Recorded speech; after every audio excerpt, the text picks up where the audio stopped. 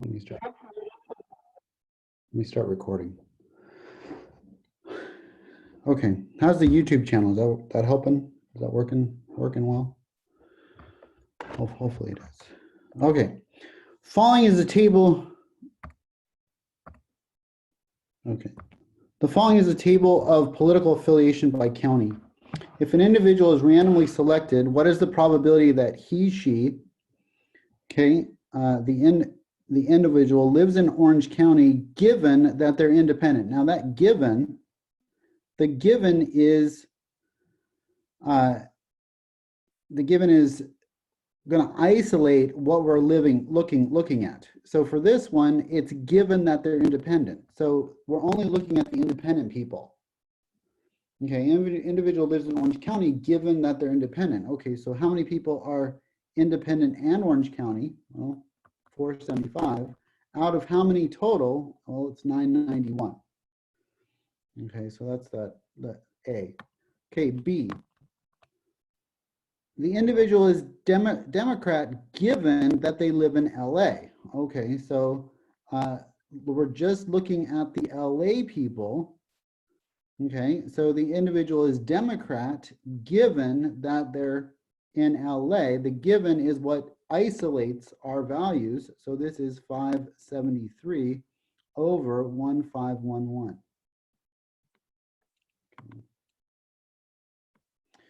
Okay, part C. The individual lives in LA given that they are Republican. Okay, so again, LA given this time not Democrat, given now this time Republican.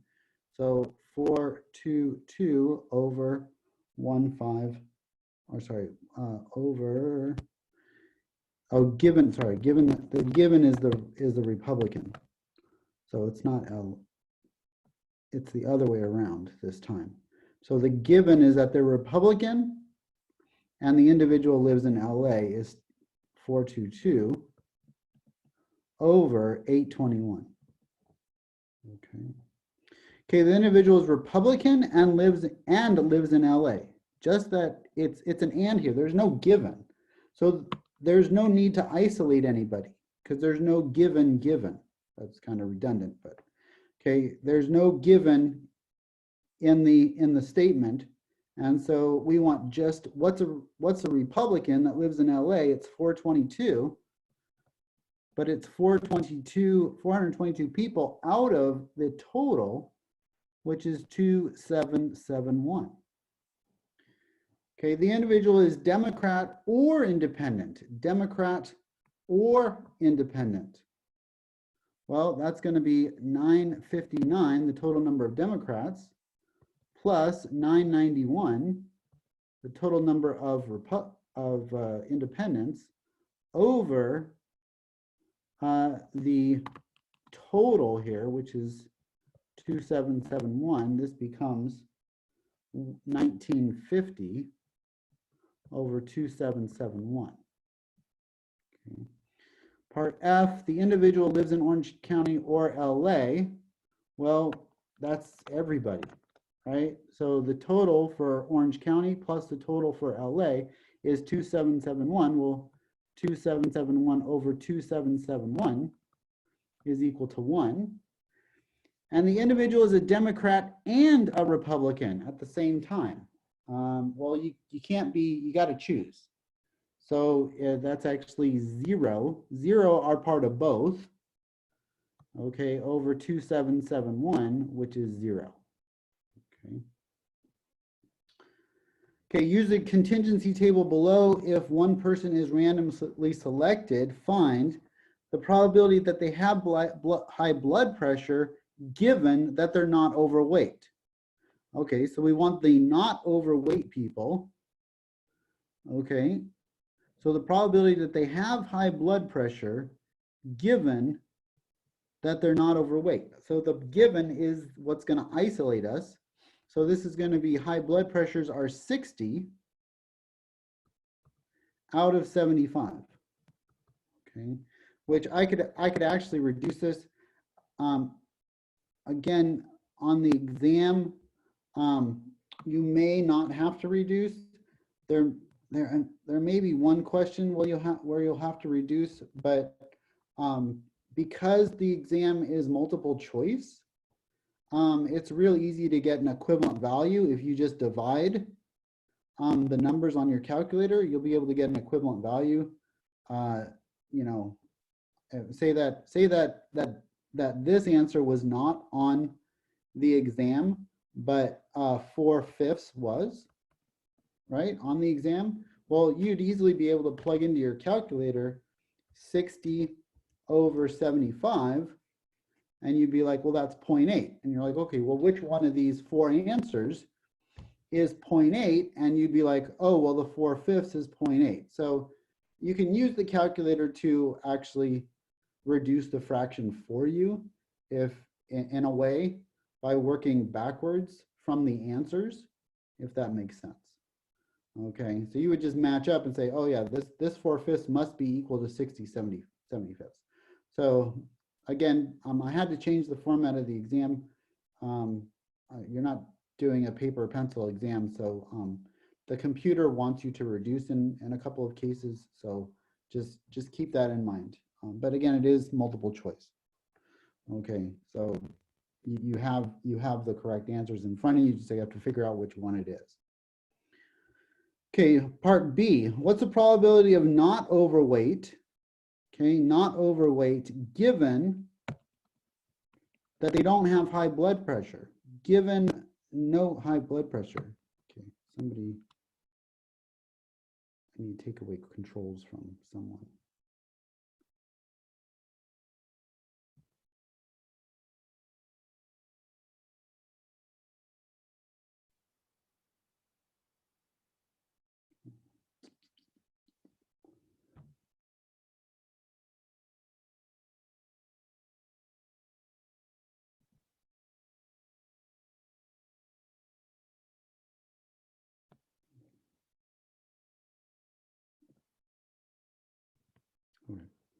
Okay, probability that you're not overweight given that you do not have high blood pressure, okay, are these guys here.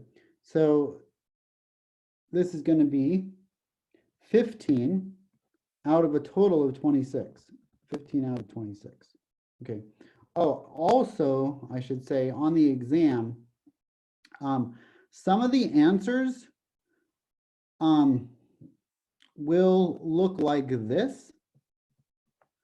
And I just hope everybody knows what that means. If it looks like that, that's a fraction, 15 over 26. So hopefully everybody's seen that. That's not going to be an issue either. Okay, so those two are the same. Okay, probability overweight given that they don't have high blood pressure. Okay, well, that's just the complement here. That's 11 out of 26. Okay, so 11 out of 26. What's the probability not overweight given that they don't have high blood, or that they do have high blood pressure? So given that they do have high blood pressure, what's the probability of not overweight? That's 60 over 74. Okay. Question? So you said that we may not have to reduce. Yeah, yeah, because on a couple of the, well, the questions on the test state that you want us to reduce or not. No, it's, again, it's multiple choice, right? So say say one of the answers is 5/6, right? But you come out with 25/30ths, right? And you're like, well, right, this would be answer number C, right? And so, yeah, you're going to need to reduce the fraction in this case. Now, there are cases where the denominator is 87, which is a prime number. So there's no way to reduce 25 over 87. It's already reduced. Does that make sense? Because the answer that the computer wants is a reduced fraction, unfortunately. Okay. But if it's a prime number on the bottom, and a couple of the answers are prime numbers, then you don't need to reduce. It's already reduced. So I tried to go with the ones that are that were mostly prime numbers, so it wasn't too much of an issue. Okay, but again, you don't have to. You can divide on your calculator, right? So back to my example, 5, 6, and 25, 36, 30th. You could divide this, right, and you would get 0.83 repeated, and then you would divide this 0.83 repeated, and you'd see, oh, well, number C is the same decimal number as what I got, and so they're going to be the same. So even if you don't reduce, you could still divide on your calculator to equate the decimal answers instead of the fraction answers. Okay, so that's all I was trying to say. Okay, and then the complement of this, overweight, given that they have high blood, this reduces to 30 over 37. Okay, overweight without high blood pressure, that's 14 over 74, which is 7 over 37. Okay.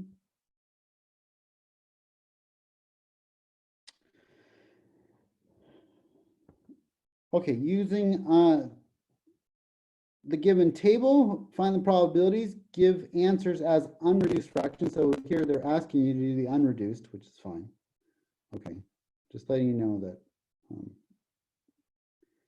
the exam, they want you to do reduced. So the probability of blue, okay, probability of blue. Okay, so we've got to get some totals here. Okay, so the blues, if I add this up, 56 and 82, that's 138. The greens are 111. The reds are 71. And the yellows are 30. The females are 170. The males are 180. And the total is 350. Okay, 350 total. Okay, so the blue would be 138 over 350. 138 over 350. And I'm just going to leave it that way. Okay, what about blue or green? Blue or green? Well, that's 138 plus 111 over 350, which is going to be 249 over 350. Okay. What about the probability of male given that it's yellow? Given that it's yellow. Male, given that it's yellow. The given is going to isolate what I'm looking at. And so it's male 12 out of the total 30. So 12 out of 30. Okay. What about the probability of male or yellow? The probability of male or yellow. Okay, so the probability of male or yellow is the probability of male plus the probability of yellow minus the overlap, the probability of male and yellow. That's one of the formulas on that formula sheet there. Okay. Okay, so the probability that you're male, okay, is 180 out of 350. The probability that you're yellow is 30 out of 350. And the probability that you're both male and yellow is 12 out of 350. And so if I were to add up the numerators, add and subtract the numerators, I would get 198 over 350. Okay, so we get that guy there.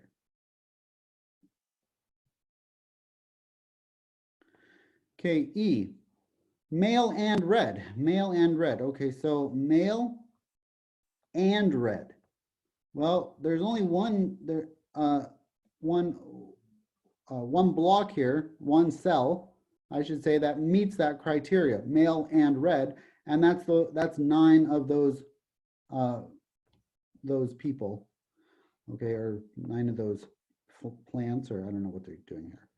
Okay, so 9 individuals are male and red. So that's 9 are male and red. So that's 9 out of 350. Okay, and then red, given that it's female. Okay, red, given that it's female. Okay, so we're just going to look at just the females. Okay, because it's given female, we want how many reds? And so that's 62 out of 170. Okay, 62 out of 170. Okay, find the probabilities. Number 4, find the probabilities using a tree diagram. Okay. Try to move this out a little bit more.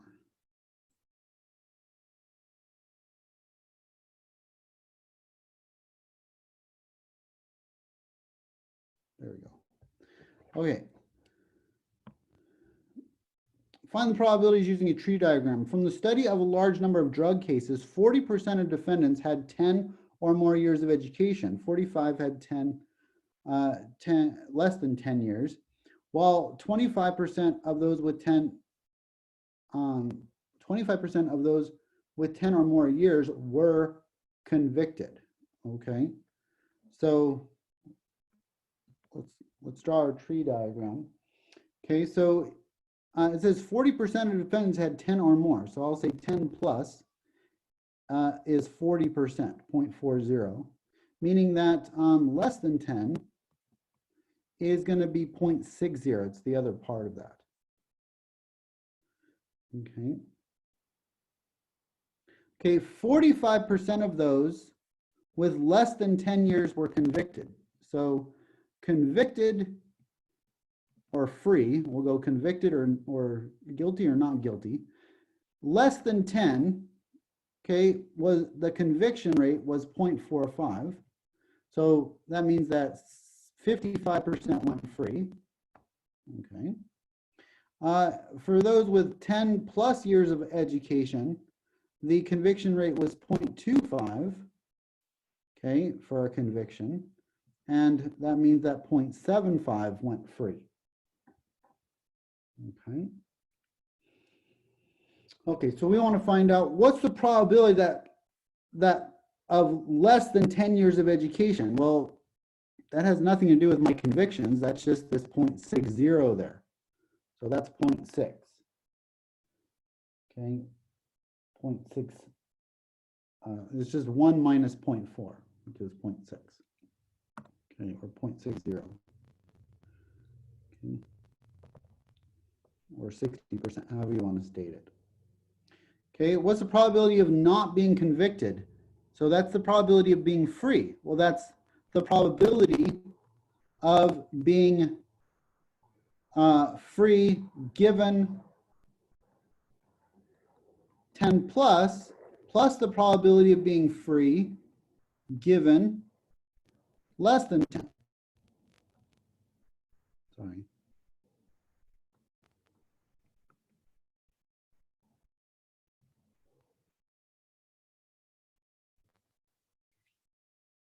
That got moved for somehow.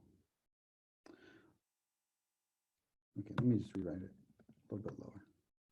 Okay, probability of free given 10 plus years plus the probability of being free given less than 10 years.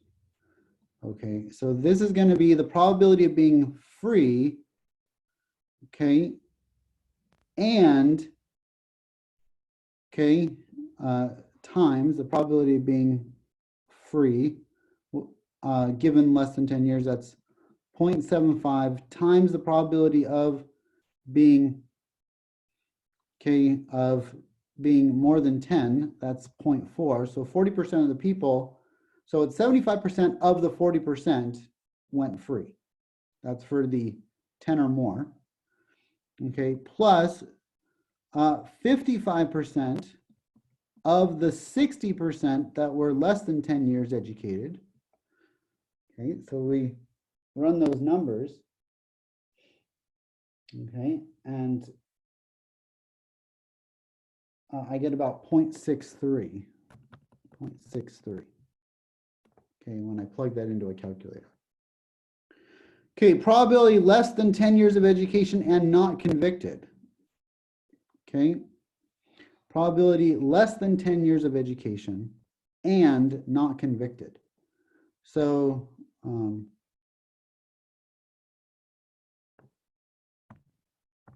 question? How'd I get the 55%?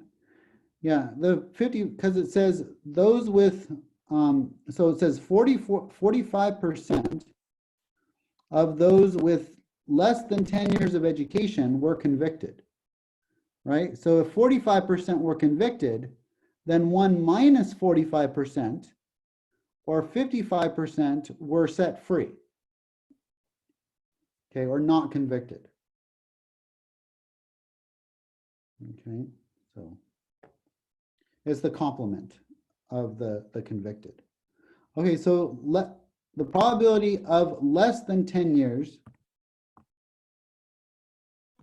okay, less than 10 years of education and not convicted. Okay, so less than 10 years of education and not convicted. Well, less than 10 years would be 0.6, okay, and not convicted is 0.55. So that's just this piece here. So it's just the 0.6 times 0.55, 0.6 times 0.55, which is 0.33. Okay. And what's the probability of being convicted or less than 10 years? Okay, that's interesting. So this is the probability of convicted or less than 10 years. Okay. So this is going to be the probability of being convicted. Okay. And more than 10 years plus the probability of less than 10. So I know that 60% of the people are less than 10. That's part of the or here, right? It's either it's going to be less than 10 or it's going to be convicted or less than 10. Yeah, it's going to be less than 10, okay, or it's going to be convicted, right? So they can be less than 10 or they can be more than 10, but they have to be convicted in that more than 10. Okay, that's what that means. It means that you could be convicted and less than 10. You could be free and less than 10. It doesn't matter because it's an or statement. Okay, so we know that the less than 10 was 60% of the people. 60% of the people is part of that or. Okay, or less than 10. Okay, what about the convicted and more than 10 though? Okay, well that's 0.440, that's 40% of the population, but of that 40%, it's 25%. So it's 40 times 0.25 plus 0.60. Okay, so 0.4 times 0.25 is 0.1. So this ends up being 0.7. Okay, 0.7. Okay. Okay, number 5. Only 23% of Americans meet the 5-day goal of eating fruits and vegetables. If 3 Americans are randomly selected, okay, what is the probability that all 3 of them, okay, meet that goal? Well, so if I choose one of them, it's 0.23, right? If I choose another one, okay, it's 0.23. And if I choose another one, it's 0.23. These are the people that, this is choosing 3 that meet that goal. That's just 0.23 times 0.23 times 0.23, or 0.23 raised to the 3rd power. Okay, which is 0.012. Okay, 1, I'll just say that it's about 0.012. Okay. What's the probability that none of them meet the goal? Well, what's the probability that one of them doesn't meet the goal? So probability of not meeting the goal is 1 minus the probability of meeting the goal, right? Because it's the complement, is equal to 1 minus 0.23, which is 0.77. Okay. So what's the probability that all three do not meet? Well, that would be 0.77 to the third power. So 0.77 to the third power is about 0.457. Okay. Of those who completed the review sheet, 85% passed the exam. Of those who did not complete the review sheet, only 35% passed. If 75% of students completed the review sheet, what percent passed the exam? Okay. Question? Oh, is it glitching? Is it still glitching? Don't know.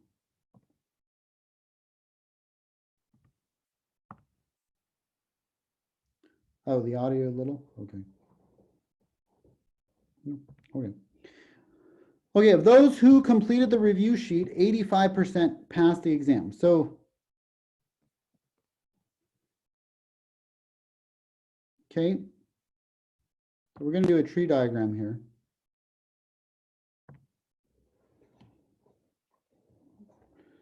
Okay, so let's do a tree diagram. Okay, so we need to know how many students completed the review. Well, 75% completed the review, 25 did not. Okay, so I'll do a review, okay, and a not review.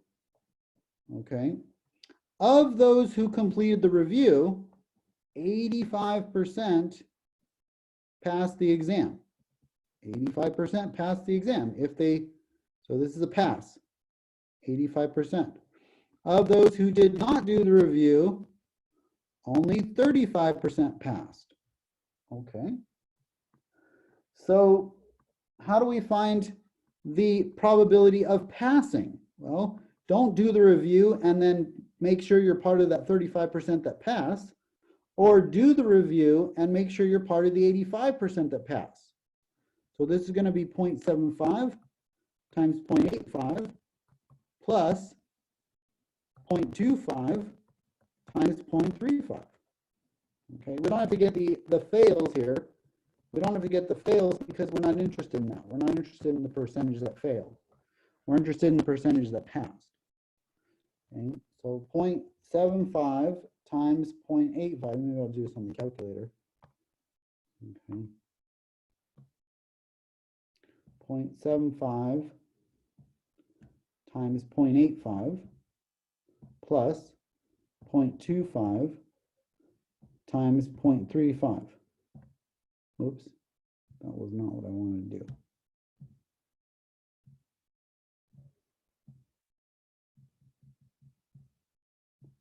Times. Okay, which is 0.725. Okay, 0.725.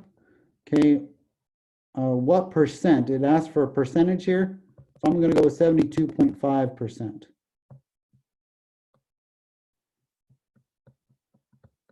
Okay.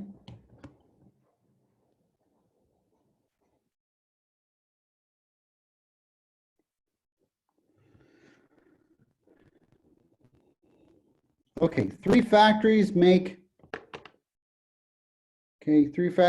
specific parts for our cell phones. Using this tree, find the following probabilities.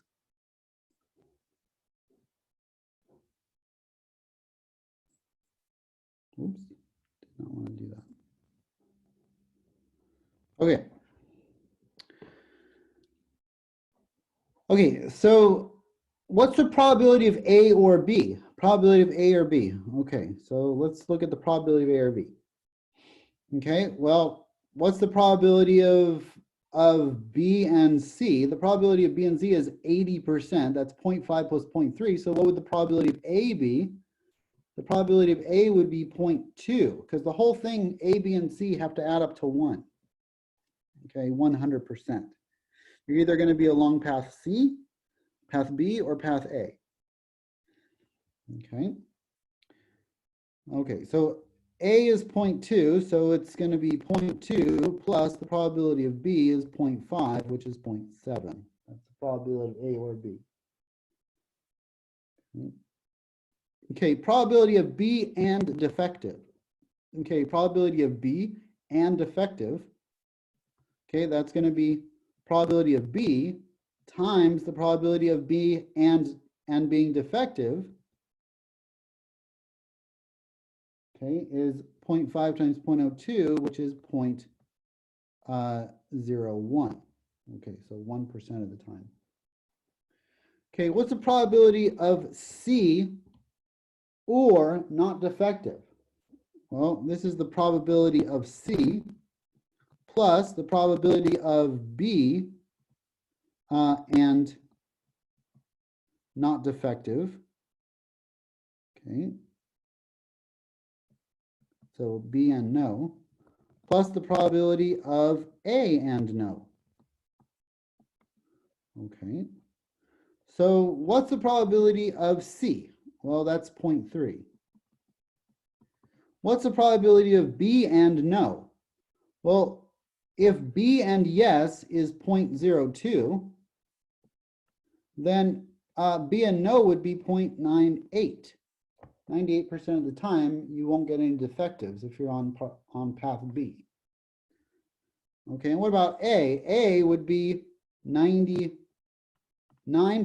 of the time, you wouldn't get any defectives if on path A, okay, for part A.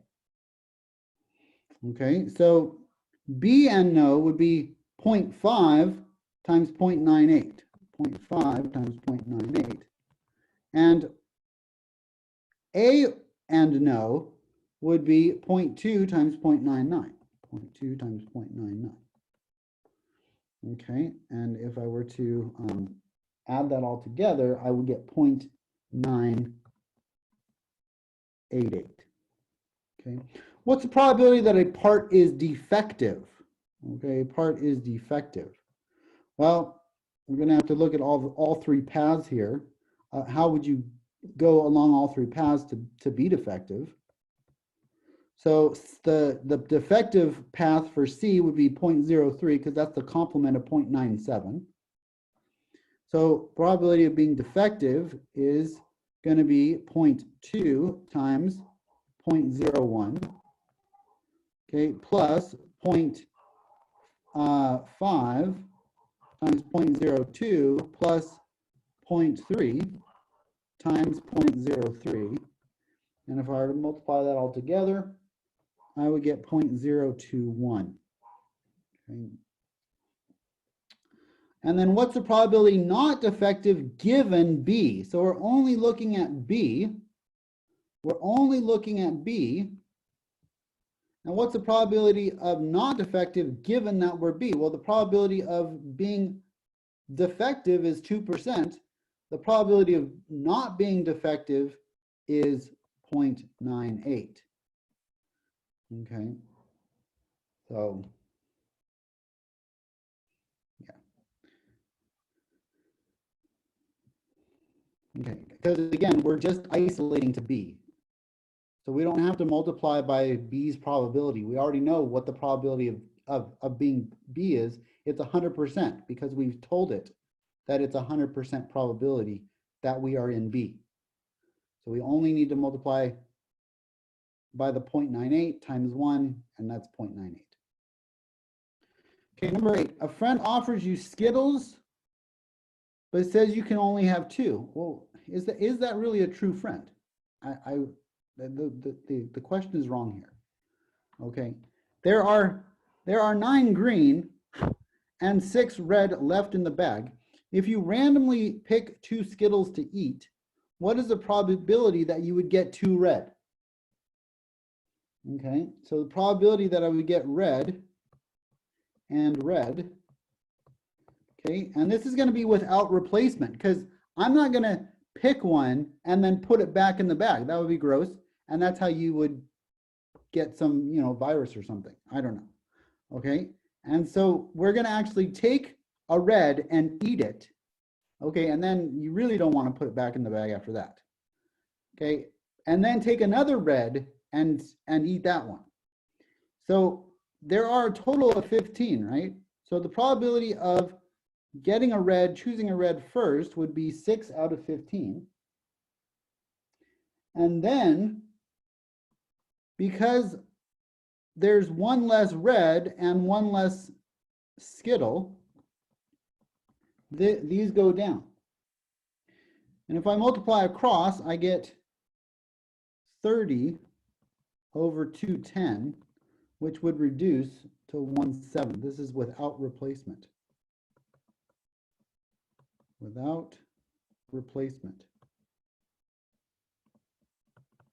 If it was with replacement, then everything would be independent and we could just multiply the probabilities times each other. Okay. Okay, number 9. A section of statistics has 10 freshmen and 25 sophomores. Give answer as fraction rounded to 4 decimal places. Give answer as a fraction or rounded to 4 decimal places. Okay, or. Okay, one student, okay. I'm trying to talk here.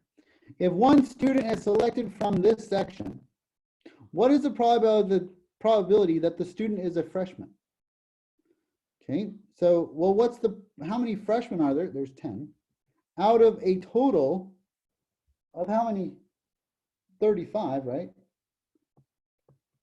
And so that's going to reduce, okay, that's going to reduce to 2 sevens, which is 0.2857. Okay, so either one of those. A student has been selected and he is a sophomore. Okay. A second student is to be selected and that student will be different from the first. Well, that's good. A second student is to be selected and that student will be different from the first. Okay, so we're not putting people back is what they're saying. Okay, we're not selecting and then putting that person back and then selecting again. So this is without replacement again.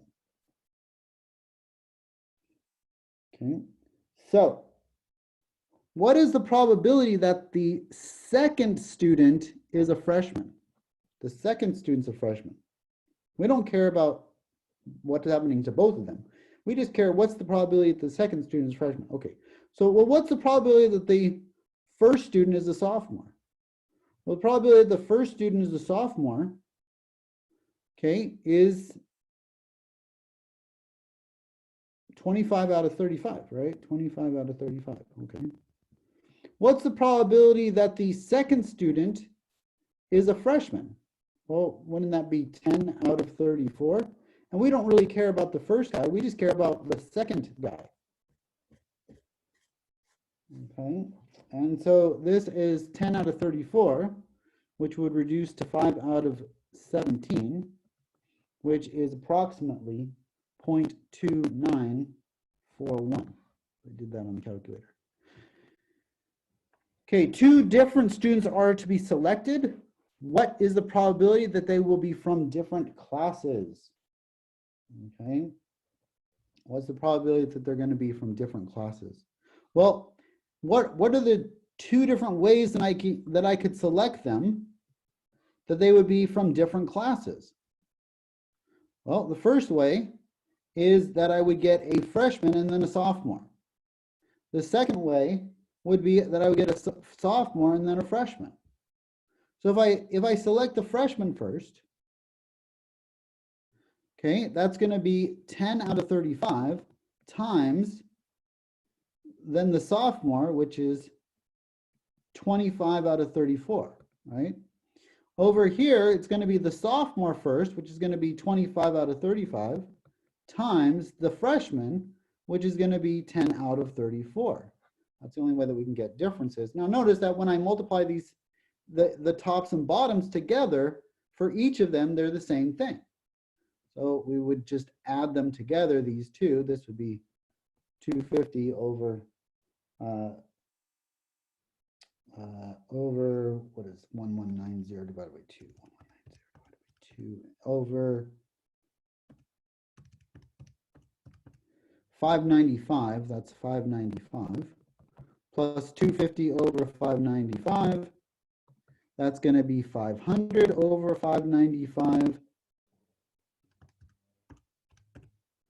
And this is going to be 100 over 119, which is approximately 0.4202.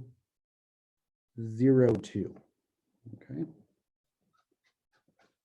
Okay. Okay, biologist records the population of fish in Europe. Leave your answer as an unreduced fraction. Okay. What is the probability the randomly selected fish was caught in Italy? So random fish. Okay, random fish caught in Italy. Okay, so I'm going to go with 452 over the total of 5281. What's the probability that the randomly selected fish is a sort? Whoop, question? Okay, can you put back number 9C? Sure. Okay. Is that good? 250 over 595. 250 over 595, 500 over 595, 100 over.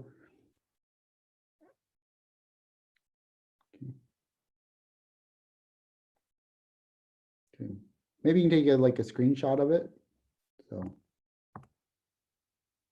okay.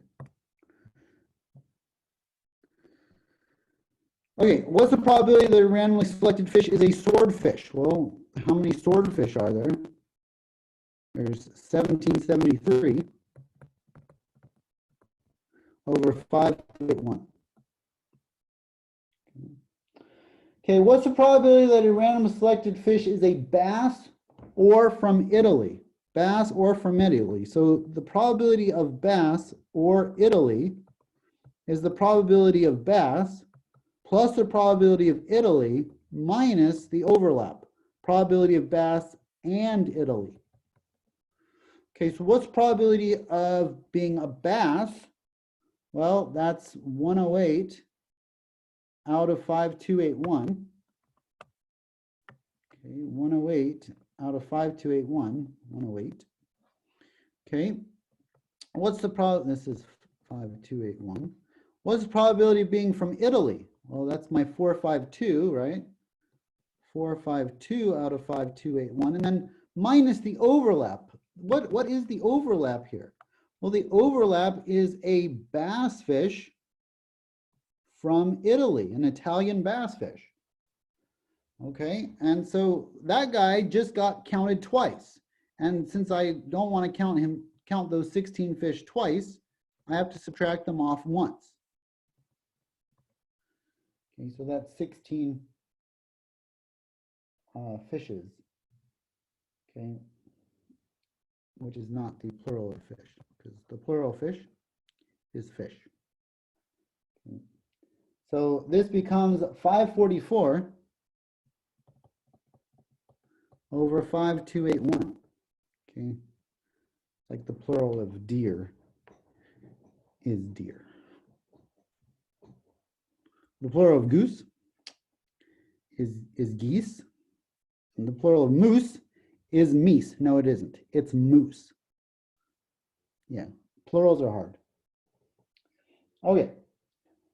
What is the probability that a randomly selected fish is caught in Grecia given that it's a grouper?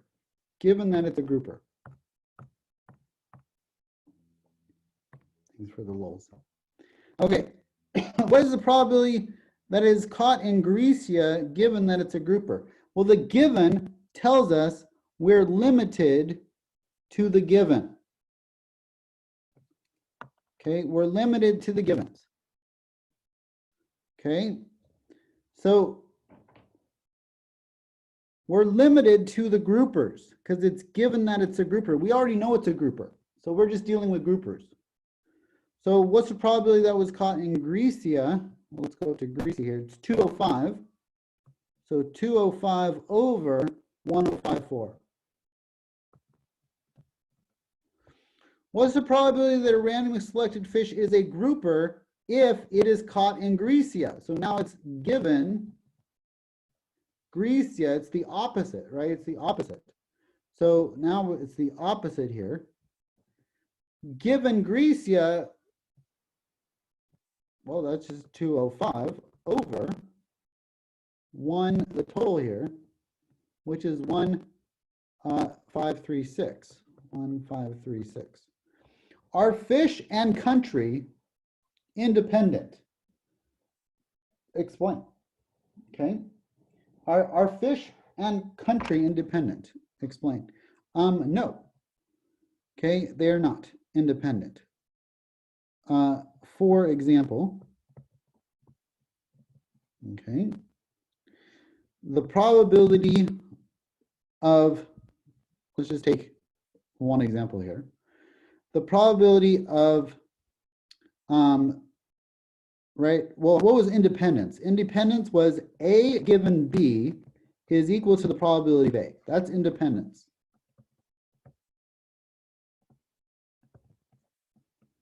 Okay, that's independence. That's what it means to be independent.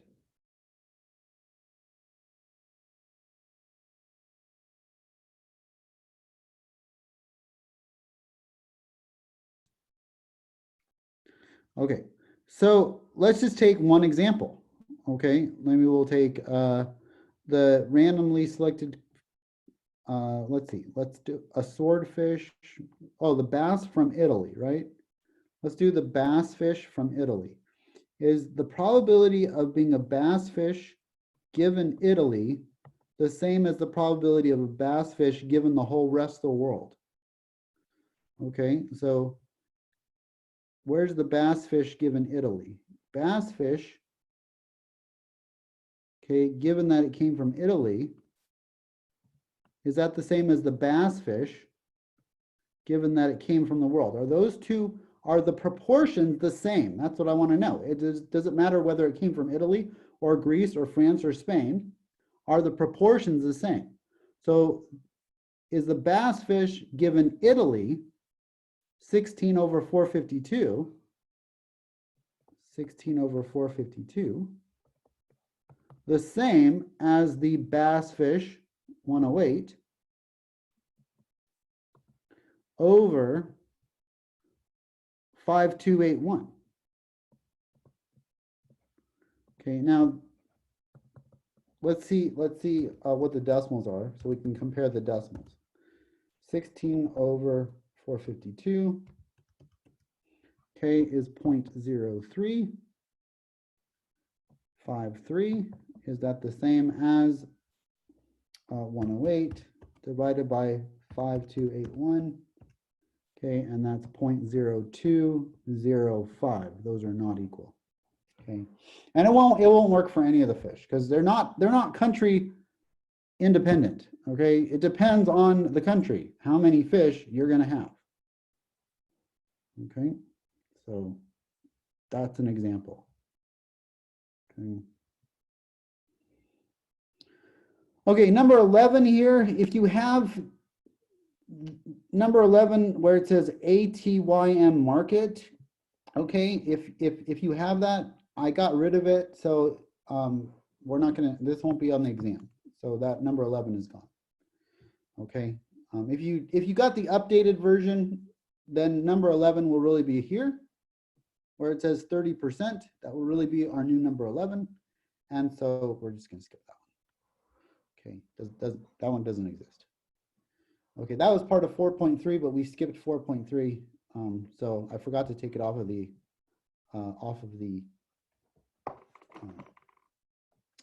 study guide. Okay.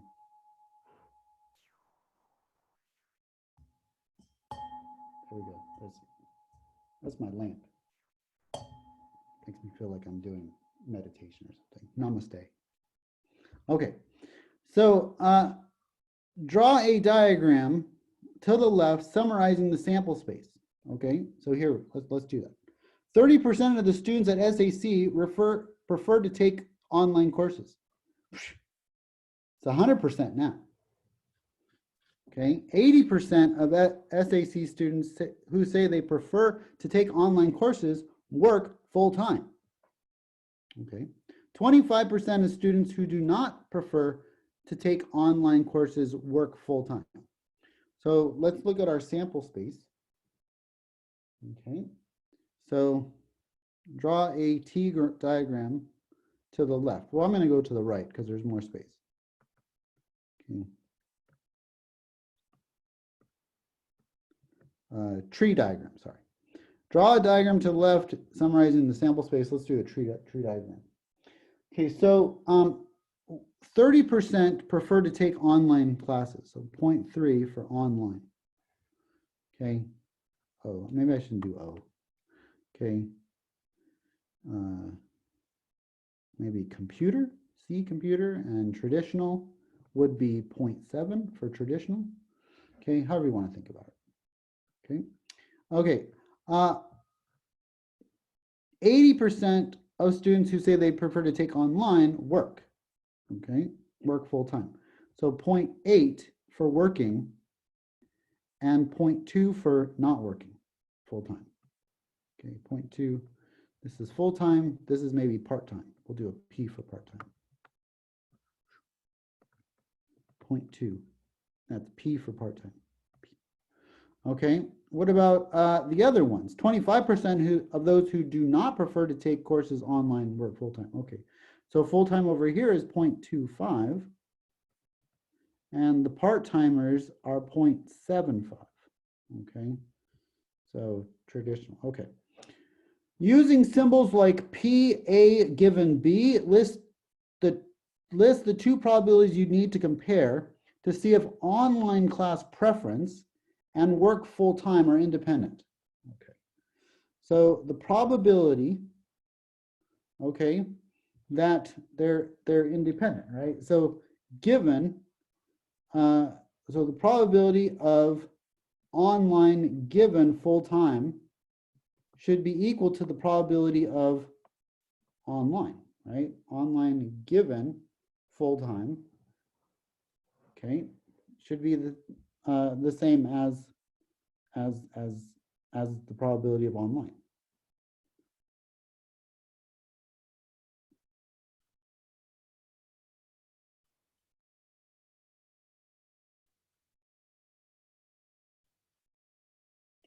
Okay. Actually, I think I'm going to do it backwards. Yeah, let's do this backwards. Let's prove it backwards. It's going to be easier. Okay, probability of full-time given that you're online. Okay, and does that equal the probability of being full-time? Okay, that makes more sense because you can't have online being in both categories over here. Okay, but you can't have full-time being in both categories. Okay, so the probability of full-time given that we're online. Well, we already know that we're online. Okay, we already know that we're online here, so the probability of being full-time is just 0.8. That's this guy here, 0.8. What's the probability of being full-time? Well, there's two cases. There's the case where you're online full-time, 0.3 times 0.8. This is online full-time. Okay, online full-time. Okay, and then there's the case where you're not online, you're in a traditional classroom, and okay, you're full-time. So that's 0.25. So this is traditional and full-time.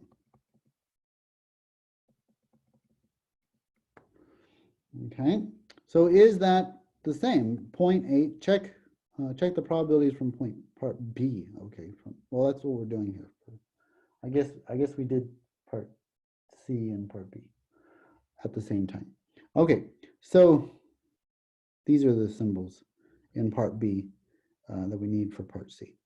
Okay, so I guess this is part C. Okay, so what's 0.3 times 0.8? That's 0.24. What's 0.7 times 0.25? 0.7 times 0.25 is 0.175. And this is nowhere near 80%. Okay, so it is not independent.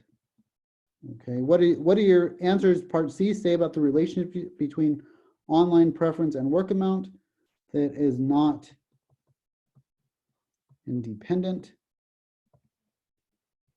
Okay. Okay. Not independent. They are not equal to each other. Okay.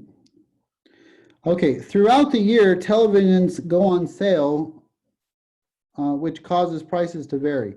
On Black Friday, there are special deals on high definition TVs. Best Buy is selling a TV for $459 that usually has a mean selling price of $549. Target is selling a TV for $469 with a standard deviation of 29. Target is selling a TV for $469 that usually has a mean of $569 with a standard deviation of $23.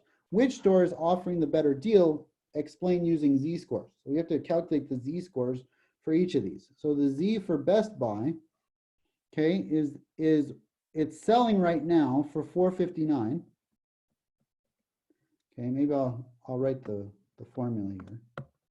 Okay, z is equal to x minus mu over standard deviation, right? So z Best Buy is going to be the price it is now, that's the x, $459, minus the average, $549, all over the standard deviation, which is 29. And if I run that number, I get about negative 0.310, negative 0.310, okay? And then what about z of Target here? ZT, okay, so Target is selling for $469 minus $569, that's 100, okay, divided by 23 is approximately negative 0.435. So which one is the better deal? Which one's furthest from the average price?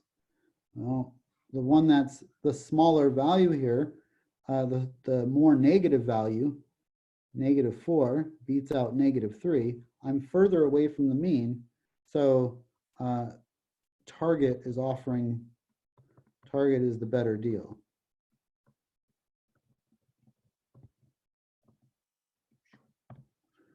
Okay.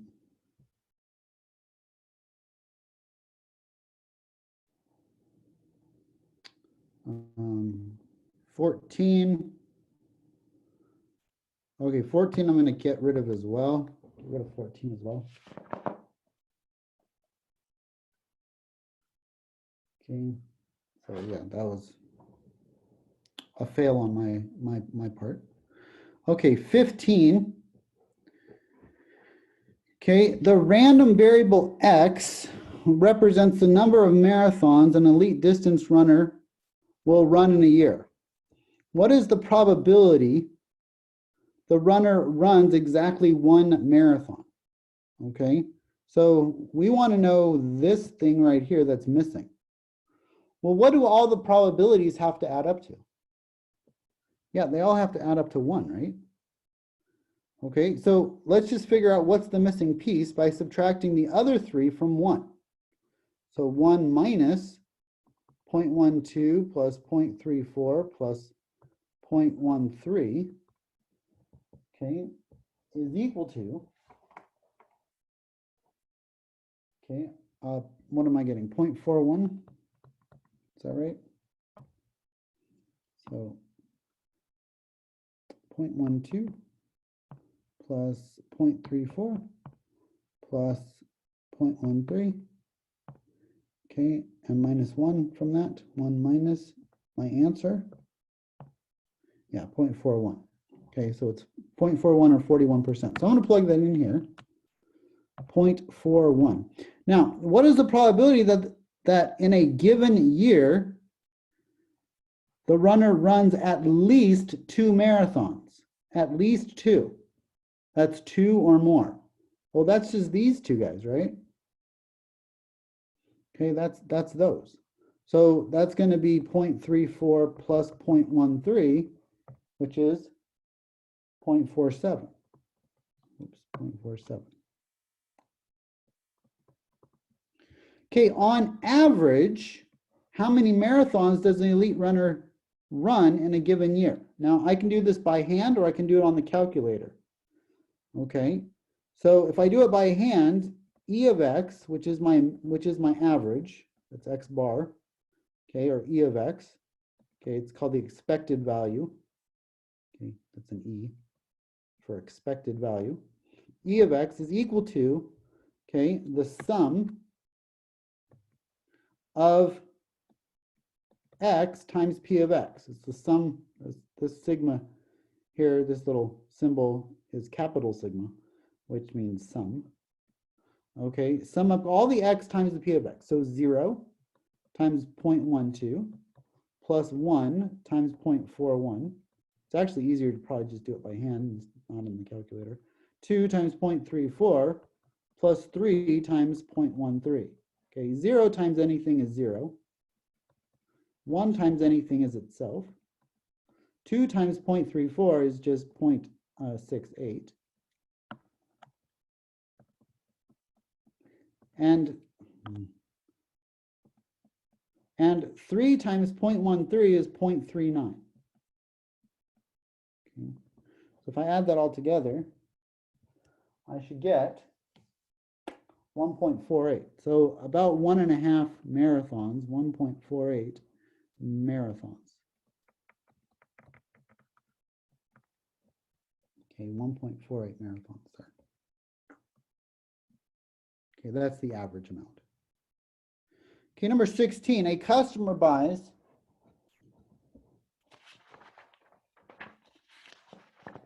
$25,000 life insurance policy with an annual premium of $300. Her probability of dying during the year, well, that's a lovely thought, is 0.001. That's a 1 in 1,000 chance that she dies. If she dies, the insurance company will give her beneficiary $250,000. If there's a 0.001 chance she dies, what's the probability she does not die? Well, that's 1 minus 0.001, which is 0.999. There's a 99.9% chance that she does not die. Well, that's good. Okay, fill in the table below. Let X equal the amount the insurance company makes. That's how much the insurance company makes. So, okay, so how much is she going to, is the insurance company going to make if she doesn't die? If she does not die, then won't it make $300 for the year? Right? Make sense? Yeah. Okay. Okay. And with what probability? What probability is it just going to bring in $300? Well, isn't that 99.9% chance that she doesn't die? Okay. Yeah. What's the other amount that it could get here? Well, there's a 0.1% chance, or a 1 in 1,000 chance that she does die, which means that the company is out the $250,000 that they promised to cover her life, with the exception of the $300 they took in. So this would be 300 minus 250,000, right? It's 300 that they took in, and then they got to pay out 250,000. Okay, so this equals 249,000 negative, and $700, I think. Is right? Yeah. Okay. So that's what that is.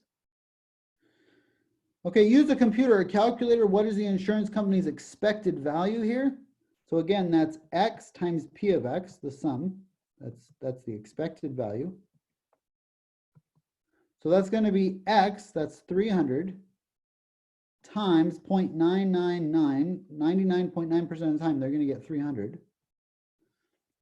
Plus, they're going to lose negative 249,700. Okay, and that's 1.1% of the time they're going to lose that. Okay, so what do we got here?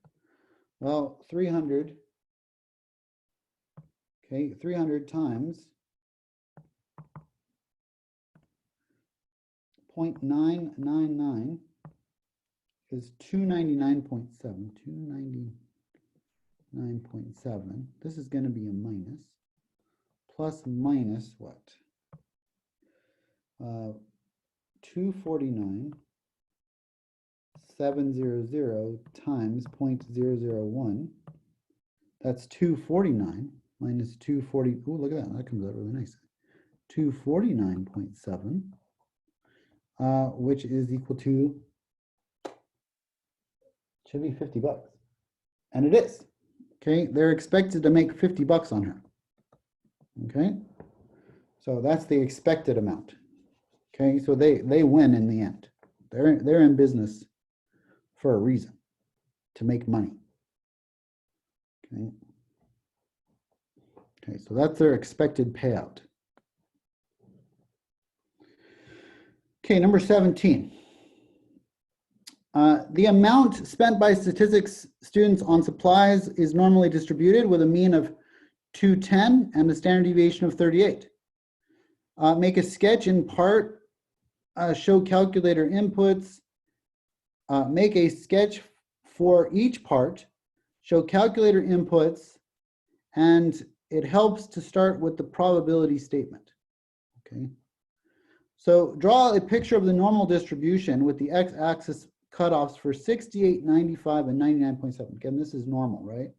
So the middle is going to be the mean. So the middle here is the mean. Okay.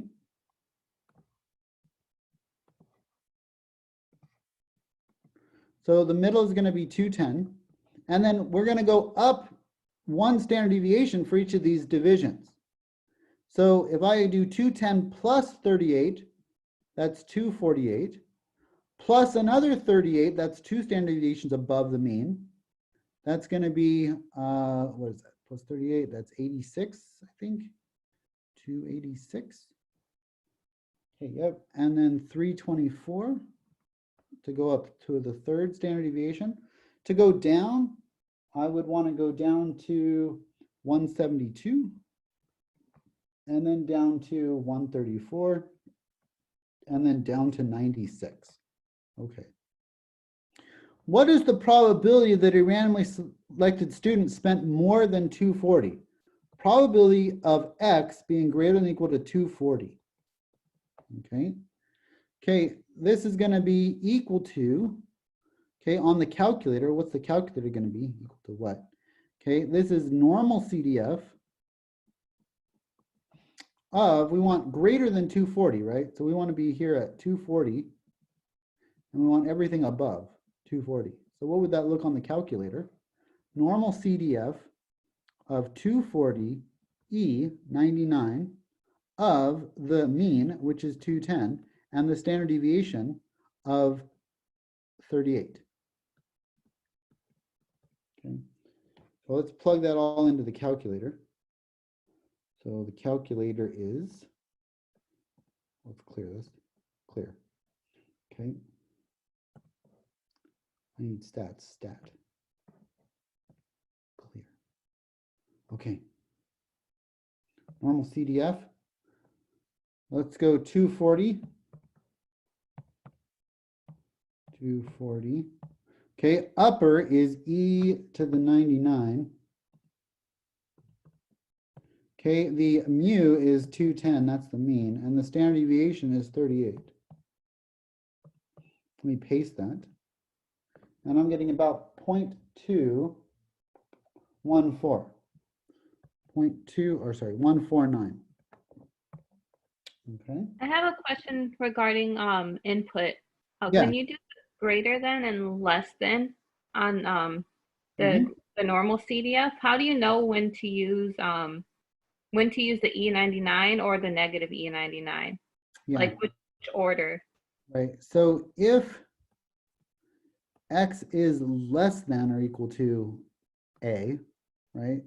Or we'll use a different value, n, okay? X is less than or equal to n, then you're looking at, and it always helps to draw the picture, you're looking at infinity, negative infinity to n, right? You're looking at all the values from negative infinity up to n, because we want all the values that are less than n.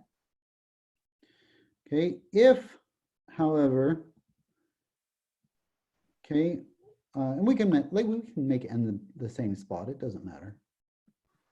Doesn't matter what side of the mean it's on. We can make n here. If we want x to be greater than or equal to n, then we start at n. We always start on the left side. We start at n, which is our boundary, and we go to positive infinity. Okay. So this is n to positive infinity, right? So this is negative infinity to n, that's the interval. And here it's n, right? N to positive infinity. So hopefully that clarifies. As far as the upper and the lower and the input in the calculator, Mm-hmm. how do you know like which one is which though? Like, I don't know how to explain. Like, So, how do you, go ahead. I'm not sure how to put, or I always get them mixed up like backwards. right. So if it's As far as upper and lower. yeah, so if it's less than, then it's negative, and negative always comes before, say, positive, okay? So negative infinity to n, negative infinity to n, right? So it's, we're always going from left to right. So this is negative infinity to our value, okay? So that's if it's a less than. Probability is less than. Okay, if probability is greater than, okay, then we're going up to infinity. We're including everything from this number up to positive infinity. So this is a positive infinity. Think of where does negative infinity and positive infinity go? Negative infinity can only go on the left, and positive infinity can only go on the right. Right? I can't swap those. It makes absolutely no sense for me to go like this. Right? So if you have to do a negative infinity, it's negative E99. That will always go, if it's a negative E99, it will always go on the left. If it's a positive E99, it will always go on the right. Okay. So will negative E99 always be in the lower? No, it will not always be in the lower. It will only be in the lower if it's a less than or equal to sign for the probability. Because you have three cases here. You have the case where it's less than. Okay, that's where that's the only time you're ever going to get a negative E99. Negative E99. Okay, you're going to have the case where it's greater than, and that's the only time you're going to get an E99, and you'll have the case where it's between. It's a really bad drawing, sorry. Between, in which case you'll have no infinities. It'll just be between, say, 30 and 40, right? Between two numbers. This will be your lower, this will be your upper. This is your lower here, and then some number, right? And then this is, say, 30. This is 40 to infinity. This is when it's greater than. Okay, greater than symbol, less than symbol. Okay, hopefully if we do the next one, it will solidify that. What is the probability that that a randomly selected student spent less than $200? Less than $200. Okay, so probability x is less than 200. Okay, so where is 200? 200 is about here. And we want less than this time. Well, what is that less than represented by? Okay, so this is going to be everything from negative infinity up to 210, right? Or sorry, up to 200. So that's negative E99 up to 200. 210 is the mean and 38 is the standard deviation. Okay, so we plug that into our calculator, and that comes out to be about 0.3962. 0.3962. Okay, so again, going back to the calculator,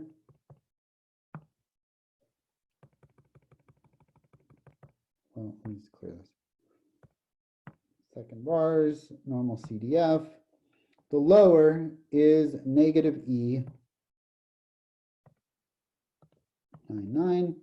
The upper, because it's a less than symbol, the upper is 200. Okay, the mean is 210, 38, yes, paste, boom, and it should be 0.3962. Okay, what's the probability the randomly selected student is between 200 and 240? Here we don't have any infinities. It's the probability of x being between 200 and 240. So we just can plug that back into the calculator. So 200 to 240, right? Okay. I'm going to get 0.3889.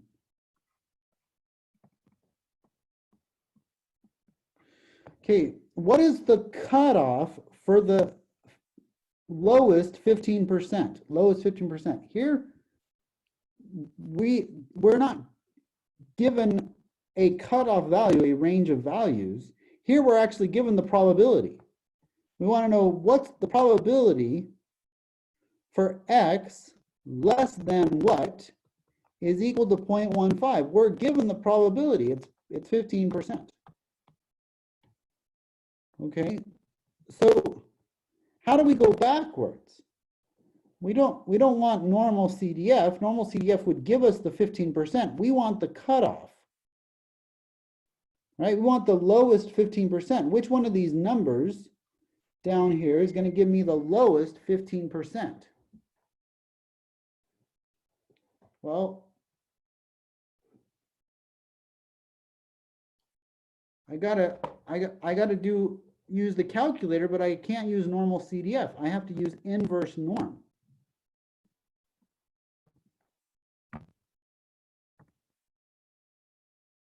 Yeah, inverse norm, yeah, inverse CDF, okay. Inverse norm, which is 0.15 with a mean of 210 and a standard deviation of 38.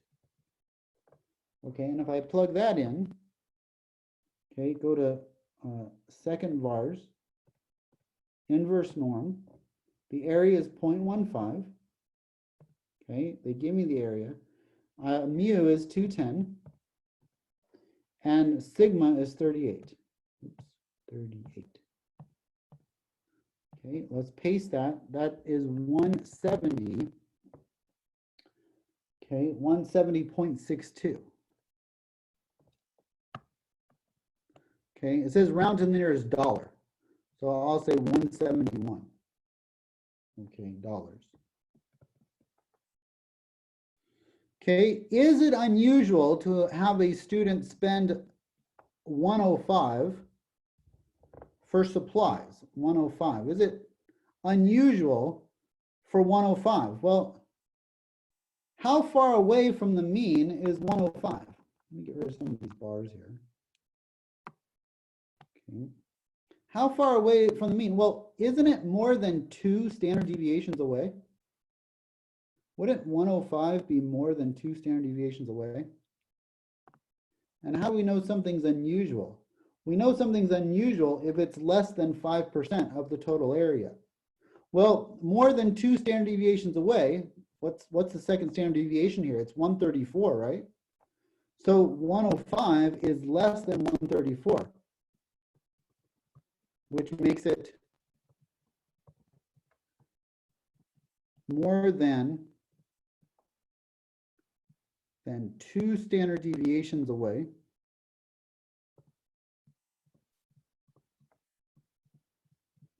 from the mean. Okay, it makes it more than 2 standard deviations away from the mean. Okay, and less than 2.5% of the time. Now, why is it less than 2.5% when 2 standard deviations away is 95%? Remember, 2 standard deviations away is 95%.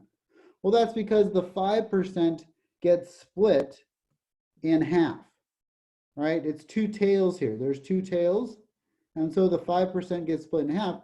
So there's only 2.5% on the lower tail. Okay, so this is 2.5% down here on the lower tail. Okay, is it unusual? So yes. So yes, it is unusually low. It's unusually low. Okay. Professor, Yeah. on part E, if it had been asking for the higher 15% cutoff, is that when you would do the 1 minus 0.15? Minus 0.15, absolutely, yes. Okay, thank you. Yeah. Now, I don't know, on the calculator that I asked you to download, it may actually be able to do it without doing the 1 minus, but that's kind of a special case because this should have the most updated software. And so I'll see if see what it's got here. Okay. So if I do inverse norm, second vars, and I go to inverse norm. Okay, yeah, see it tells me, do I want to do the left, center, or right? If I plug in 0.15, okay, and I go to the right this time, right? You're saying if you want the upper 0.15, yeah. So this would be the upper 0.15, right?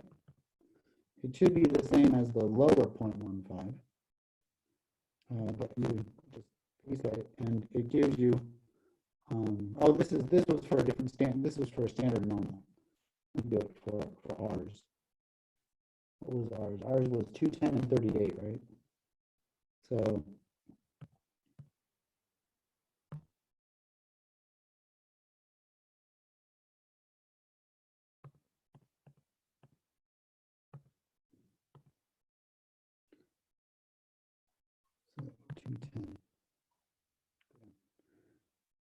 So 210, and then 38. Okay, and then click paste. Okay, and that'll give you the right side. So basically, what this is telling you is, what would be the lower 15%? This would be the upper 15%. So you can do upper 15% if you have that right option. Okay, this would be the upper 15%, or the 15% on the right. So going back to this one, this was the lower 15%. So this would be the left 15%. Okay, so again, maybe control. Right, so lowest 15%, that was the 171. The upper 15% was 249.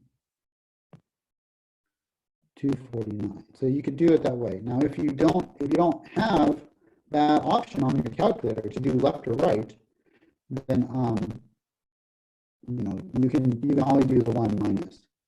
like on the calculator that I've been using here before. Let me get rid of this guy. Slowing down my computer anyway. So, and yeah, you can do the 1 minus. So hopefully that answers your question. Yes, thank you. Yeah. Okay, let's try to tidy things up here. See what else we got going on here. In general, an Olympic marathoner's stride length is shorter than an Olympic sprinter stride length. Assume that the stride lengths have mean. So this again is just comparing two z-scores. Okay, we already did one kind of like that. And then number 17 and 18 are basically the exact same, comparing z-scores. Okay, so. What tells you on number 18 that it's a z-score? Because you're comparing one thing to another. You're comparing this guy to this guy, right? And they give you the mean and the standard deviation of each of them, right? So I know that z is equal to x minus mu over sigma, right? So they give me the mean and the standard deviation, and they want me to compare one to another. They want to compare the marathon to the sprinter, right? And so when I want to compare apples to apples, okay, I have to use z-scores. I have to standardize these, right? Because they're not standardized. They're two different normal curves. We know that they're normal curves, but they're just two different normal curves. Okay. And we know they're normal because they give us a mean and standard deviation for the populations. Okay. And so we're just going to compare using these values. And it says both have 64-inch stride, but which of those is considered more unusual? Which one's farther from the mean, basically? Okay, so when you set that up, you're comparing, using z-scores. So I'll just set it up quickly. Okay, for marathoners, the mean is the marathoner that we're talking about. It has 64 inches, minus 58 over 2.4. The sprinter is 64 inches as well. This is both have 64 inches. Okay, minus the 76 inches for the sprinter, and that's really big. Okay, and then 3.6 inches for standard deviation. Okay, and so the marathoner comes out to be 2.5, and the sprinter comes out to be negative 3.33. So what I'm looking for is, I'm looking for how far away are they from zero? What's the absolute value of these? Okay, that's the distance from zero. So the absolute value of 2.5 is 2.5. The absolute value is negative 3.33 is 3.33. So this guy wins out. He's the furthest from the mean. Even though he's going in a different direction, he's still furthest from the mean. He's 3 standard deviations, 3 1/3 standard deviations away from the mean. So the sprinters is more unusual. So the sprinter is more unusual.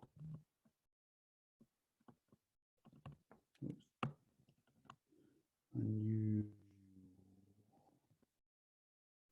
I don't know. It's up here somewhere. UNUSUAL. There we go. Okay, Ricardo can run 400 and Denise. I'm comparing Ricardo to Denise. Right, we're comparing two things. So again, it's going to be a z-score.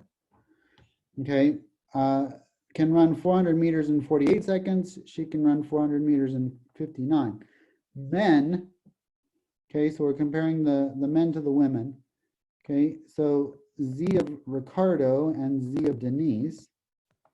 So he ran 48 seconds, but the men have a mean of 50 and a standard deviation of 1.2. Denise ran 59, but the women have a mean of 62 and a standard deviation of 0.4. So yeah, smaller standard deviation. Okay, so if we run these numbers, Ricardo's z-score is negative 1.67, but Denise's, she just kind of blows it out of the water. Hers is negative 7.5 because of this incredibly small standard deviation. When we have a small standard deviation, we have an incredibly narrow.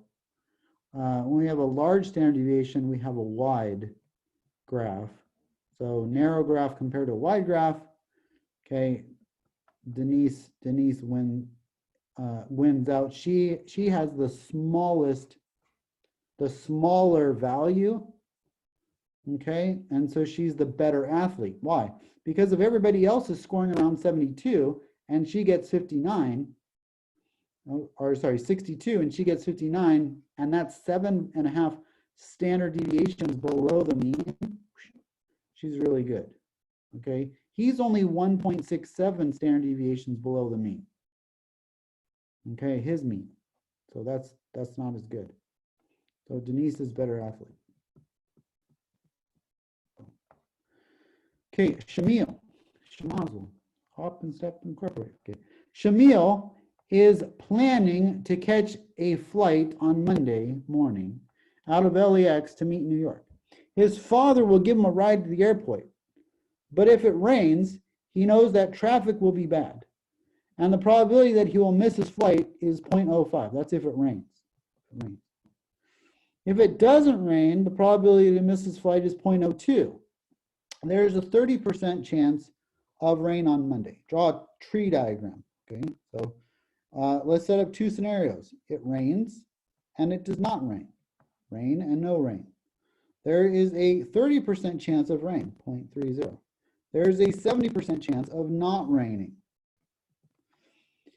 Well, what happens with the rain and him missing his flight? If it rains, there's a 0.05 chance or a 5% chance of him missing his flight. Okay, so not missing. Question? Does it matter in which direction the SD is in? Above? No. Yes, it does. It depends on. Yeah, good question, Diana. It does determine better, because you want to know if a low score is good or a high score is good. Does that make sense? Because like if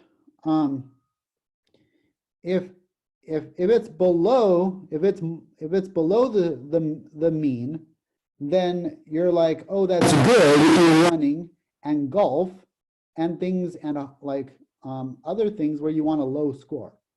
But that would be bad in things like, you know, soccer or hockey or basketball, where you want a high score.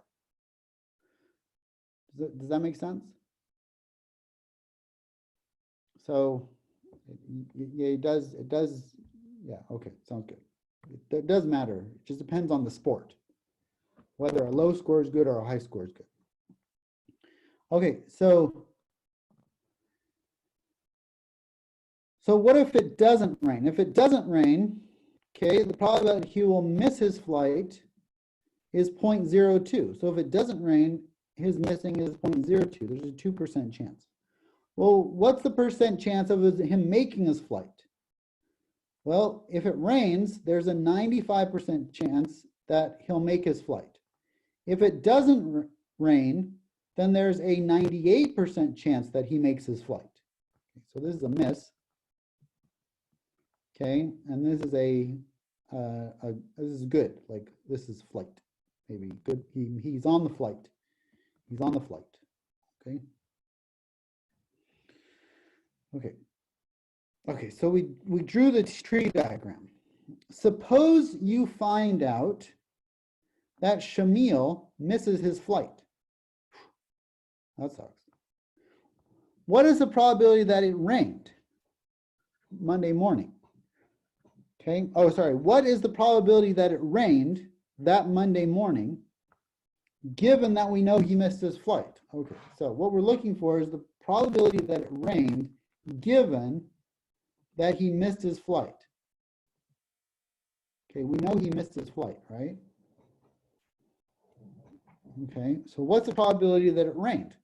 Well, this is the probability that it rained and he missed his flight over the probability of him just missing his flight. Well, what's the probability of it raining and him missing his flight? Well, that's this here, 0.30 times 0.05. That's the probability of it raining and missing. 0.30 times 0.05. That's the probability of it raining and missing. But what's the probability of it just missing? Well, there's two scenarios where he could miss, right? There's the raining and missing, which is 0.30 times 0.05, but there's also the not raining and missing. So that's 0.70 times 0.02. Okay. If we do the top, if we multiply the top out, I get 0.015. If we multiply and add the bottom, I get 0.029, which equals 0.5172.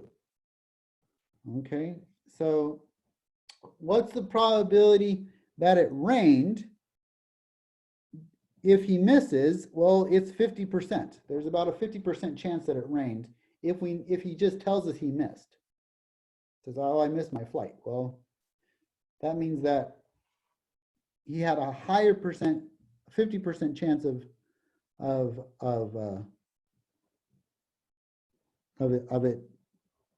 it raining. Okay.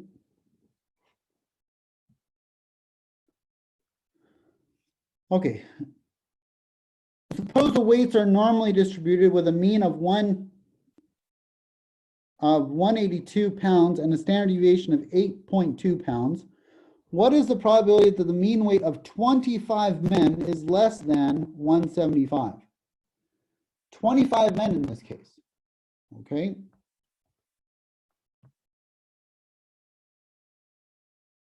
Okay. We're talking about rain, and now we're talking about men. Rain, it's the rain and men. Hallelujah. So, suppose the weights of men are normally distributed with a mean of 182 pounds and standard deviation of, okay, so the mean is 182 and the standard deviation is 8.2. Okay, what is the probability that the mean weight, okay, of 25 men? This isn't just one man though, right? So again, if I go back to Canvas always slows my computer down. I don't get it. Okay. Hopefully it doesn't screw up.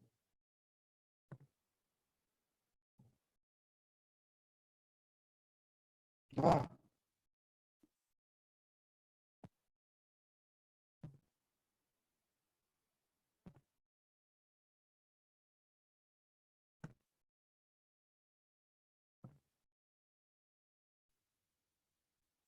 Okay, I'm not on Canvas. Screw it.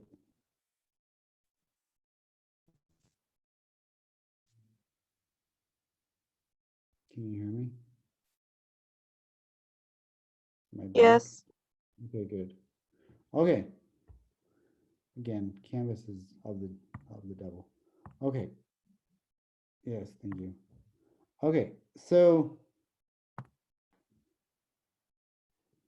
let's try to log into Canvas here. See what happens. Okay, so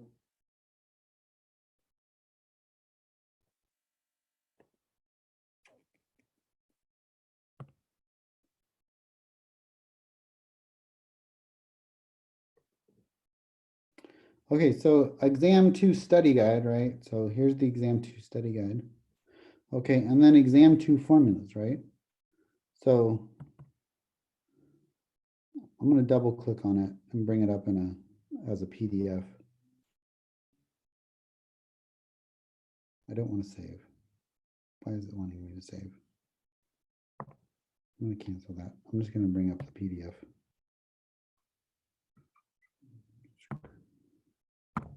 Forget that.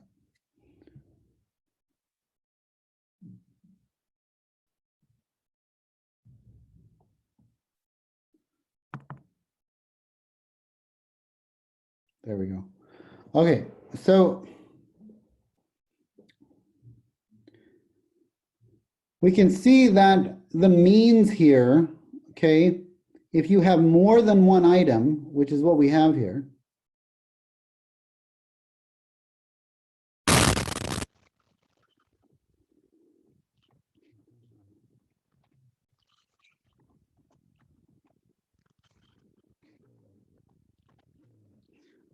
Sound cut out.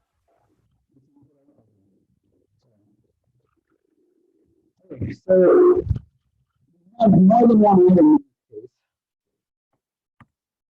Still out? Audio's bad? No sound? How's that? Is that better? It's back? Good, okay. Better, okay. So here we have more than one. If we only have one item, it's this one, right? We're only talking about one item from the population. We have that guy there. Okay, here we're dealing with the means, okay, the means, and we have more than one item. So we have to take that standard deviation, divide by the square root of n. Okay, divide by this. So this is the formula sheet, okay? So just the wrong one, but whatever. Okay, this is the right one. Same thing. Okay, just has the wrong class number on it. Okay, so we want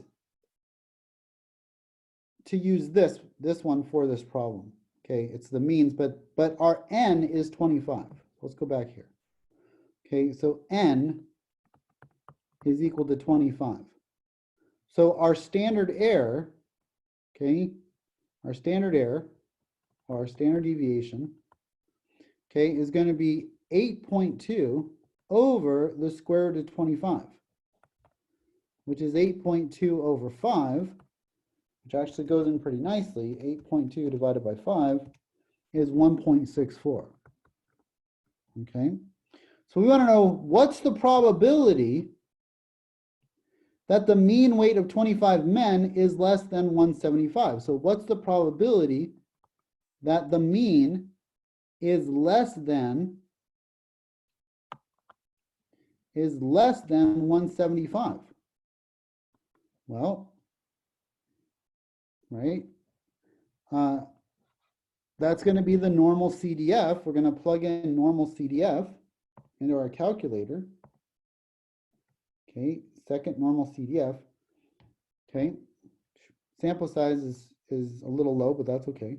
We're going to assume that they're normally distributed, so the sample size doesn't matter. Okay, and so we're going to go second vars, normal CDF. Okay, and then the lower, what's the lower going to be on this one? What's the lower going to be on this? This is a less than. Again, try to picture the curve in your head. Less than, or draw it out. Less than means from a certain value, everything below, right? So what would be everything below? Where would I start? Wouldn't I start at negative infinity? Right? So I would start at negative infinity. And where am I going to go to? I'm going to stop at 175. And what's my mean in this case? My mean is 182. And what's my standard deviation? It's 8.2, right? Wrong. It's not 8.2. It's not 8.2. What is it? it's 1.64, right? Why is it 1.64? It's not 8.2 because it's not just one person that we're talking about. It's 25 people as a group. And so it's 1.64. Plug that in. Do I really get that little of a value? Yes, I do. This is an extremely low value. Okay, this is 0.00000, 5 zeros, and then a 9, we'll say a 99. Okay.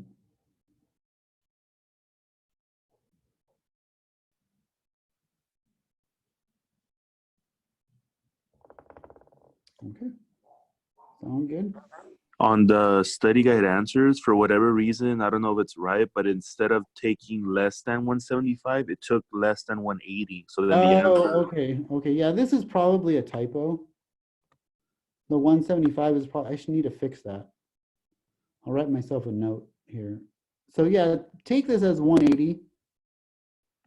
If it's 180, it comes out to be a little bit nicer of a value. If you do 180, okay, I'm just gonna copy and paste this and do 180 instead of 175. Okay, it's 0.11. Okay, 0.1113. Okay, which is a little bit nicer of a value. Okay, so yeah, just do 180 there. Okay, and that'll match up with the answer sheet. Okay. Okay, last problem. The proportion of voters who will vote. I'm sorry. Go What, ahead. 180? Yeah, 180, because on the answer sheet. Oh, it shows- 180 pounds instead of 175 pounds? Correct. Thank you. Okay, number 22, the proportion of voters who will vote on Measure Z on the next ballot is 0.55. That's 55%. Okay. If the sample of 285 voters is randomly selected, answer the following questions. Okay. Okay. Verify that the sampling distribution of proportions is approximately normal. Okay, so how do I verify that this is approximately normal? That's the central limit theorem. At n times p is greater than 10, and n times q is greater than 10. I have to check these.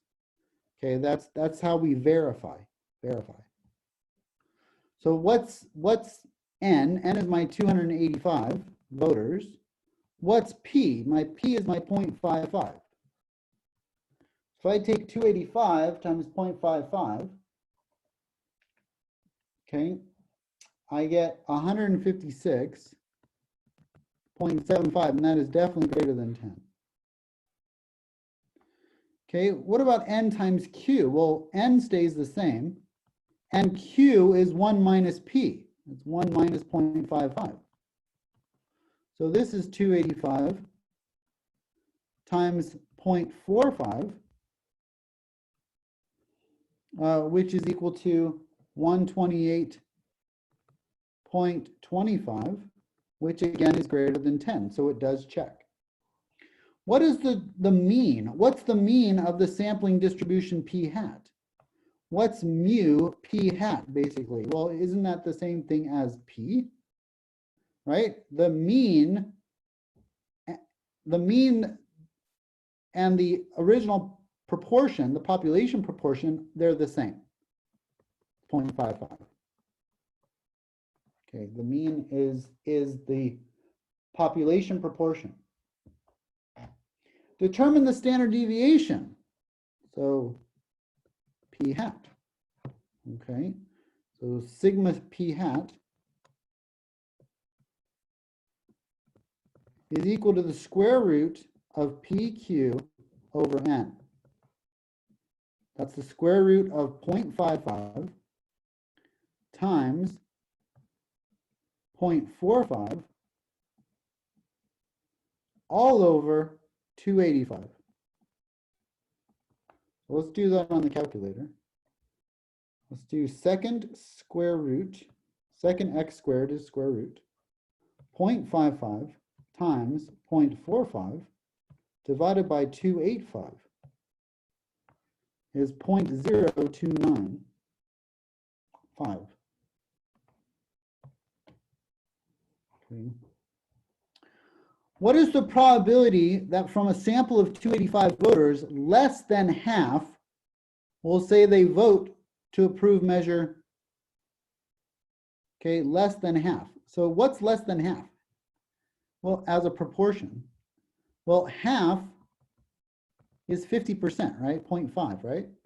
So I want to know if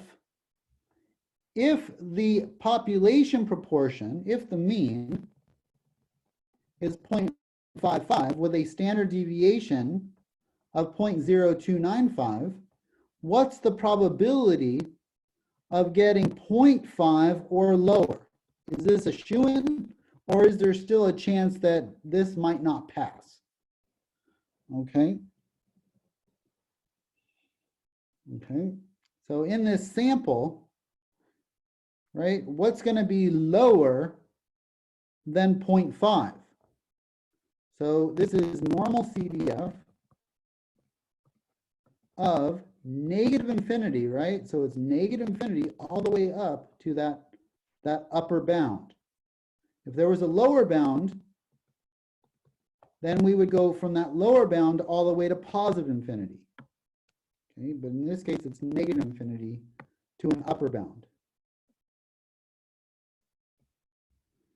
Okay, so negative infinity, E99, to that upper boundary, which is 0.5, with a mean of 0.55 and a standard deviation of 0.0295. I'm going to plug that into the calculator. Second vars, normal CDF. Okay, negative infinity, yep, looks good. I get rid of the 1 if I want. I don't want that to mess with anybody. So negative, oops, negative E99. Okay, and then what's the upper? The upper is 0.5. What's the mu? What's the population proportion? It's 0.55. And what's the standard deviation? It's 0.0295. I'm going to paste that, and it looks like it's about a 4% chance of not passing, 4.5% chance. So 0.045, okay, is the probability of it not passing.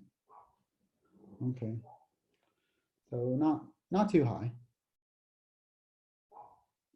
Okay. Okay, so again, there's no class on Tuesday. Homework is due on Tuesday because I extended it. Tuesday by midnight, homework is due. On Thursday, okay, when you come into class, I'll take attendance when you come into class, and then you'll go to, let me exit out of this real quick. Okay. No.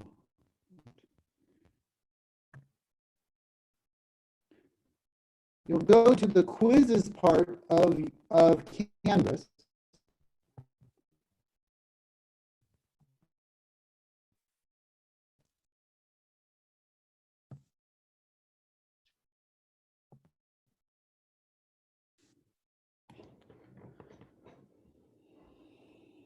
Okay, so again, we're gonna log into Canvas. Yes, I know my audio went out.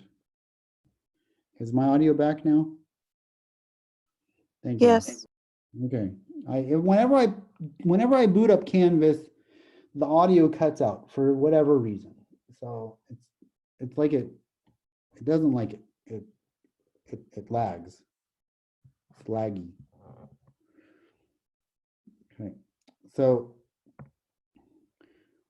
on Thursday, you'll have 3 hours to complete 20 multiple choice questions.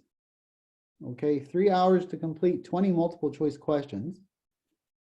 Okay, you will go to the quizzes part of Canvas on Thursday, a week from today, at 6 o'clock. It says not available until April 2nd. Okay, it will become available at 6 o'clock on April 2nd. Okay, exam 2. Okay, it's 100 points and it's due at 9 p.m. So you'll have a 3-hour window to complete this. Again, 20 multiple choice questions. Okay, you'll have the formula sheet, you'll have StatCrunch, you'll have a calculator. Okay, you'll have your notes, so it's open note as well. Okay, so hopefully you'll do okay on it. Okay. Okay, are there any other questions at this point? So do we have to, is there going to be a Zoom conference on Thursday before we go There to take our will test? be, just so that I can take attendance. Okay. Yeah, so and then you can stay in class if you want, or you can log out of class. You know, I'll be in Zoom just working on stuff for that 3 hours. But you don't have to stay in class during that time. You can as long as you log in and I have a record of your attendance, then you can log out. Okay. Okay, any other questions?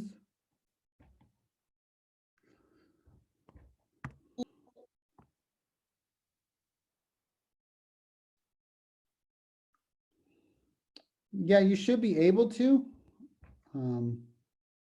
Yeah, so exactly. Log in at 6 o'clock a week from now. Yes, correct. You should be able to open the older assignments. You won't be able to get any credit for them, but they should be able to be reopened. Yes. Okay, and it's from chapter 4 through chapter 7. Chapter 4 through chapter 7. Could you show how you did number 11 again? I kept lagging in and out, and I didn't get to see how you got the answers. Oh, sure. Thank you.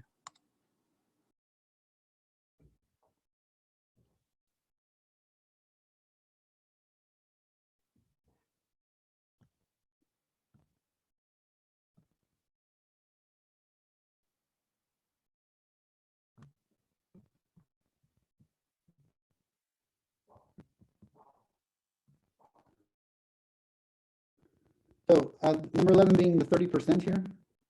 Is that right? Yeah, I got part A. I just didn't get part C, B, C, or D. Okay. So yeah, for part B, okay, let me erase this. I'm going to go over it again. Part B and C I kind of did at the same time. Okay, so in order for them to be independent, the probability of, it says, do they prefer online courses, right? Online courses. So 30% of the students do online courses, right? So I did the tree diagram. Maybe I'll be that O for online and then traditional. So we want the probability of online, or is it given, says compare to see if online class preference and work full-time are independent. Online class preference, I think it's given that they're online, probability of full-time work given online should be the same as, is it reversed? Oh, okay. Do you want me to see if, are they locked at this point? Are they not able to be reopened? Is that what you're saying?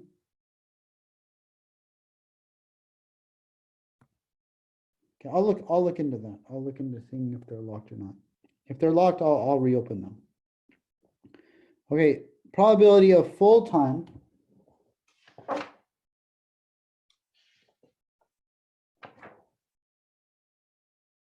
okay, given online should be equal to the probability of full-time. It shouldn't matter if they're online or not. Okay, and clearly that is not the case here.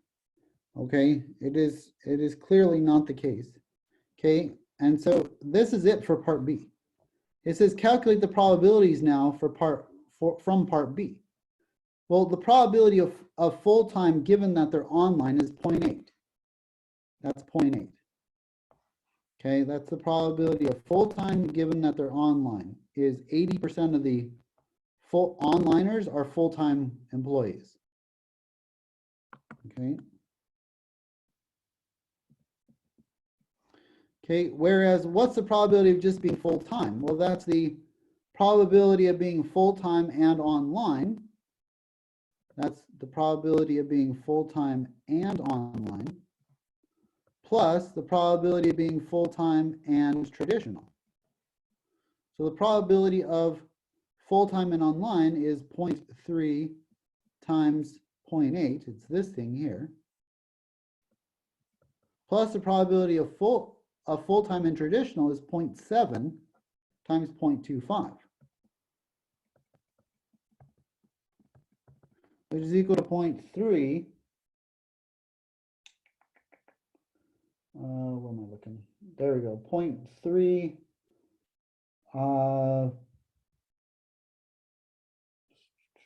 65. Okay, and we can see that they are not independent.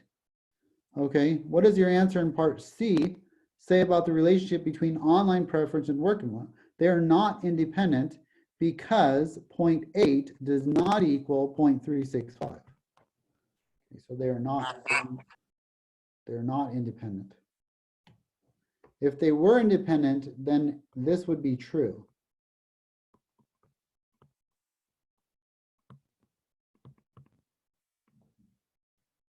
Okay. Okay, thank you. Sure. Okay, any other questions? On number 22, part D, in the part where it says less than half, did you know to put it in 0.5 form because your mean was 0.55? Because we're dealing with proportions, which are percentages, Okay, right? Does that make sense? yes. Okay. So yeah, so I just put it as a decimal because proportions they're better as percentages and decimals. Okay, thank you. Sure.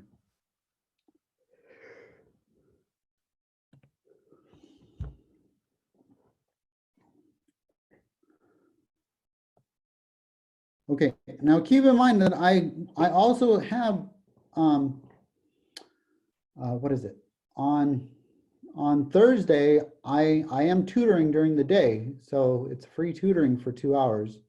Okay, it's through the Academic Computing Center, and it's through their Canvas page. So keep that in mind.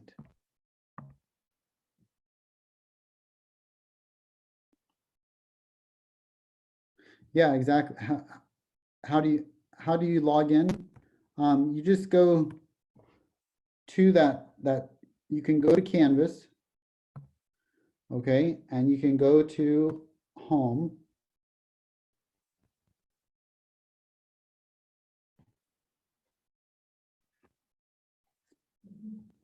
Okay, and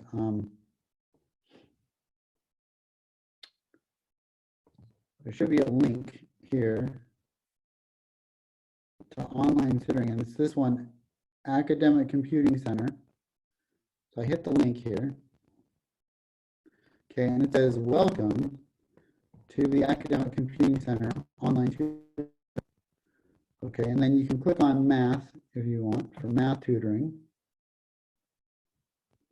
Okay, and then it says talk to your tutor. Okay, conference. And this will be set up. Sorry, this will be, yeah, math.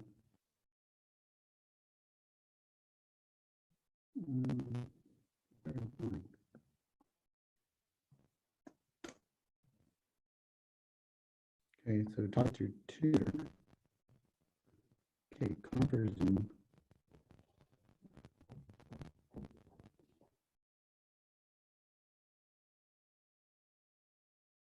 Okay, and it should bring up an event schedule. Okay, so here's all the events. So today I was in there from 1 to 3, and it's mathematics tutoring right here. Okay. And so next week it will be on the 2nd. Right. Oh, we got to go to next week. Be on the 2nd. I'll be in there from 1 to 3 again. Okay, sounds good. Okay. Okay. Well, if you specifically don't have any more questions, then I will see you in a week.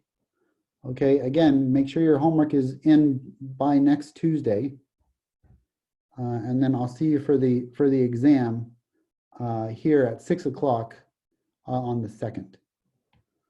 Okay. If you do have more questions, let me know and I'll stick around.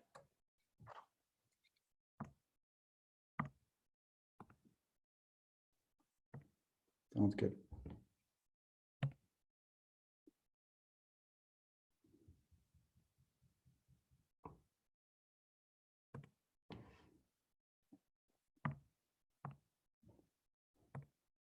You're welcome.